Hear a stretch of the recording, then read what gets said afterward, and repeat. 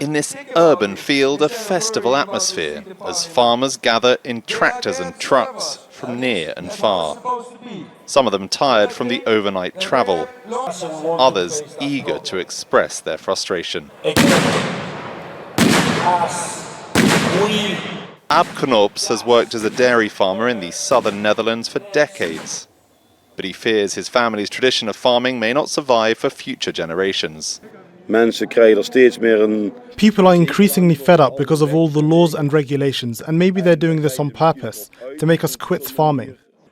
It was a Dutch group, the Farmers Defence Fund, or FDF, that formed the core of this gathering in Brussels. Those like Ab and his friend Martin Hoogeveen, driven by a desperation to sustain their way of life.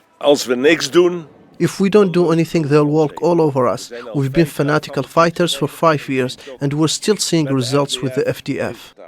Farmers today represent a fraction of the modern European workforce, but they often pack an outsized political punch. And just days ahead of European Union parliamentary elections, farmers here say they're hoping to tap into widespread concerns about government overreach and traditional values to roll back climate-focused regulations that are affecting their livelihoods. Mainstream farming groups stayed away from this gathering, though some farming communities have become fertile ground for Europe's right-wing parties and politicians like Patricia Chagnon from France. It is the awareness that the farmers are creating within the general public that is so important, because it has to do with food security, it has to do with sovereignty, it has to do with maintaining the vitality of rural villages.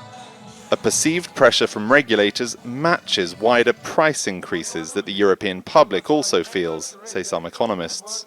These are people who feel that they are under siege by most governments, having ever tighter environmental restrictions and protecting the environment, often in their view, at the expense of the agricultural sector.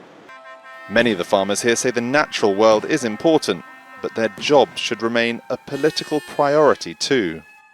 This weekend it will be votes, not pitchforks, that could push politicians to rethink their approach.